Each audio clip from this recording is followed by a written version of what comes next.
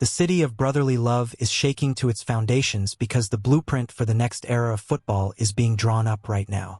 We aren't just talking about a few minor tweaks. We are looking at a complete architectural overhaul of the roster and the coaching staff that could define the next decade. From a high-stakes coaching heist to the heartbreaking reality of a veteran star's departure, the news coming out of the facility is relentless. Are we looking at a Super Bowl favorite in the making? Or is the pressure of Philadelphia about to create cracks in the foundation? Before we dive into this deep-set analysis of the roster moves and the coaching carousel, do me a quick favor. Hit that like button, share this with a fellow fan, and subscribe so you never miss a beat of this journey. The headlines are dominated by a massive addition to the sidelines. The news has officially broken that Gerard Johnson, the former Houston quarterbacks coach, is bringing his talents to Philly. This isn't just another name on a headset. This is a higher years in the making.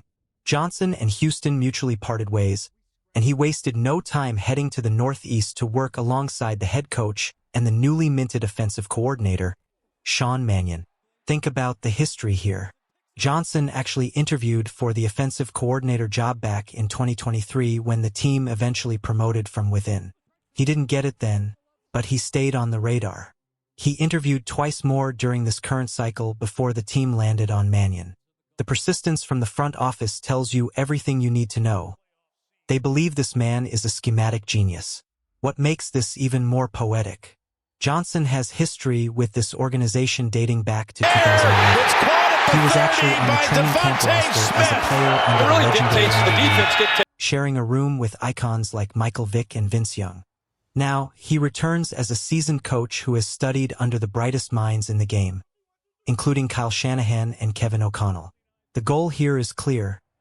Load the staff with so much talent that other teams eventually try to poach them. That is the hallmark of a winning culture. Look at the trees of Andy Reid, Kyle Shanahan, and Sean McVay. Their assistants get hired as head coaches everywhere because their systems work. By bringing in Johnson to work specifically with the franchise quarterback, the team is building a brain trust designed to unlock an MVP-level performance. But let's address the noise. There were talking heads suggesting that people were turning down jobs in Philly because they didn't want to work with the current quarterback. That is absolute nonsense. This is a player who was an MVP runner-up, a Super Bowl MVP, and has proven he can play at the highest level imaginable. The fact that a rising star like Gerard Johnson specifically wanted this job to coach him should silence every critic from coast to coast. Question of the day. With the addition of Gerard Johnson and Sean Mannion, do you believe our offense will finally become the most explosive unit in the league, or are there too many cooks in the kitchen? Let me know your thoughts in the comments below. While the coaching staff gets stronger, the roster is seeing some fresh faces on the defensive side. The team has officially signed defensive end Taquan Graham. Standing at 6'4" and weighing 300 pounds, Graham is a physical specimen who moves with surprising fluidity for a man of his size. At 27 years old, he brings a mix of youth and experience, having spent his career with the Atlanta Falcons before a brief stint on the practice squad here late last year. Vic Fangio is clearly looking for depth and versatility. With players like Nolan Smith and Jalix Hunt being the primary names under contract, adding a veteran like Graham to the 90-man roster is a low-risk, high-reward move. He has 16 career starts and nearly 90 tackles under his belt. In Fangio's system, a heavy-handed defensive end who can set the edge and push the pocket is worth his weight in gold. However, as some doors open, others appear to be closing. We need to have a serious, emotional conversation about the tight end position. Dallas Goedert has been a pillar of this offense since 2018. He is, by almost every metric, one of the best all-around tight ends in the game. But the rumblings coming out of the scouting combine are getting louder and harder to ignore. It looks increasingly likely that the team will let him test free agency. This is a business decision that hurts. Goedert is coming off a massive year where he led the team with 11 touchdowns. He was the safety blanket, the red zone threat, and the reliable hand when everything else broke down. But he's getting older, he has an injury history, and he's about to become very expensive. Reports suggest he could command over $10 million a year on the open market. Howie Roseman is known for being sentimental with his heart but ruthless with his pen. This draft class is loaded with tight end talent. Why pay $10 million for a veteran with wear and tear when you can draft a cost-controlled asset in the second or third round? We saw players like Kenyon Sadiq light up the combine with a historic 40-yard dash. While he might go in the top 15, there are other names like Eli Stowers or the massive 6 feet 7 inches Sam Roush who could step in and provide a younger, cheaper alternative. It's the end of an era, but it might be the necessary move to keep the salary cap healthy. And then there is the quarterback room. No, not the starter, the backup. The trade buzz surrounding Tanner McKee is reaching a fever pitch. This year's quarterback draft class is considered thin by many experts. With top prospects going back to school, teams like the New York Jets are desperate for affordable talent. Daryl Morey and the Jets front office are reportedly looking for a less expensive signal caller to compete. And McKee's name is right at the top of the list. He's tall, he's developmental, and he's on a very cheap contract.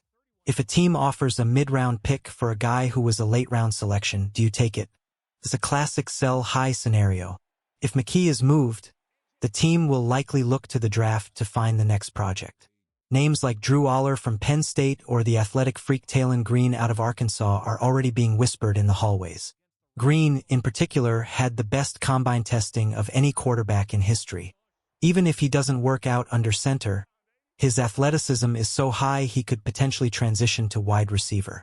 The front office loves these traits-based players who have a high ceiling. Finally, let's look at the trenches. The rumors of a reunion with Mekhi Becton seem to be dead in the water.